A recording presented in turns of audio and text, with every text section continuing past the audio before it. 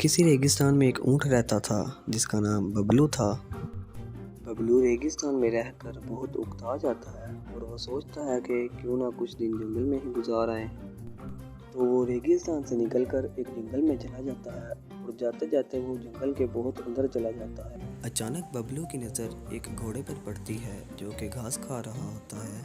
वो बबलू उस घोड़े से पूछने की कोशिश करता है कि क्या उसे कोई ऐसी जगह मिल सकती है जहां वो रह सकता है। घोड़ा उसे कहता है कि पहले तुम मुझे बताओ कि तुम कहां से आए हो। बबलू उसे बताता है कि मैं रेगिस्तान से आया हूं और कुछ दिन जंगल में रहने आया हूं। तो घोड़ा उसे बताता है कि तुम पुराने तालाब के पास जा सकते हो, वहां कुछ जानवर हैं जो कि बहुत अच्छे हैं और वो तुम्हें रहने के लिए घर भी दे सकते हैं। घोड़े से तालाब का रास्ता पूछकर बबलू अपने रास्ते के लिए रवाना होता है। अचानक बबलू देखता है कि एक शेर ऊँट का शिकार कर रहा है और वो बेहोश हो जाता है और दोबारा उठकर देखता है तो ऊँट की सिर्फ हड्डियाँ मिलती हैं। और उसके बाद बबलू उस जगह पर पहुंच जाता है जो जगह उसे घोड़े ने बताई थी। वो बहुत ही खूबसूरत जगह होती है और वहाँ बहुत ही खूबसूरत और अच्छे जानवर भी होते हैं। बबलू हिरन से जाके बात करता है और कहता है कि मैं रेगिस्तान से आया हूँ और मैं जंगल में रहना चाहता हूँ, क्या मुझे कोई घर मिल सकता है। हिरन उसे कहती है कि मैं बड़े जानवरों से बात करती हूँ, अगर वो मान गए तो तुम्हें घर ज़रूर मिलेगा। तुम आज रात हमारे घर रह सकते हो और मैं सुबह तुम्हें बड़े जानवरों के पास ले जाऊंगी। अगली ही सुबह हिरन बबलू को शेर के पास ले जाती है और शेर बबलू से कुछ सवालों जवाब करने के बाद यहाँ रहने की इजाज़त दे देता है और गैंडे को कहता है कि तुम इसे नदी के पास वाला घर दिखा दो, ये वहीं रहेगा।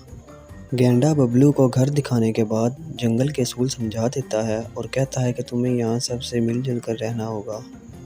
बबलू गैंडे से कहता है कि तुम फिक्र ना करो, मैं यहाँ सबके साथ मिलजुल कर रहूँगा और सबके साथ अच्छे तरीके से पेश आऊँगा। बबलू की ज़िंदगी बहुत अच्छी गुजर रही थी और वो जंगल में रहकर बहुत खुश था।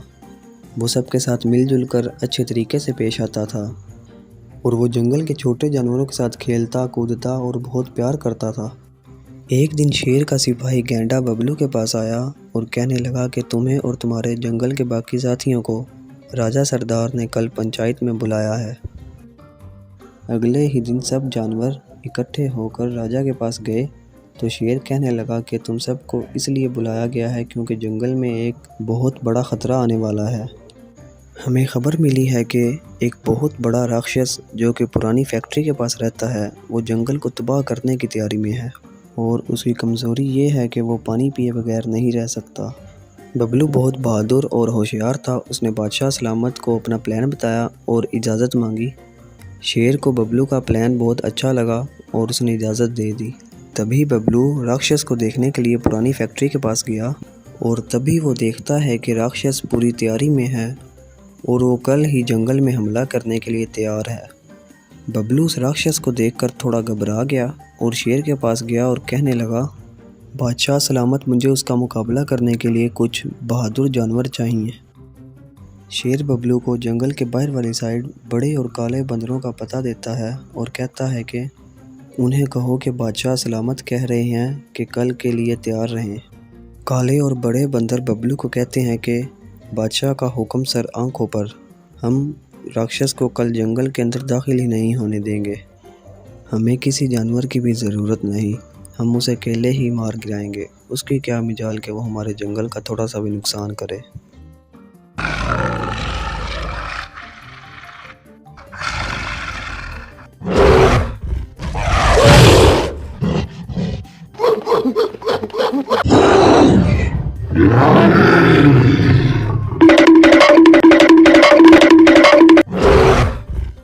बबलू के दिमाग में एक और आइडिया आता है और वो मॉन्स्टर को छेड़ कर कहता है कि हिम्मत है तो मुझे पकड़ के दिखाओ।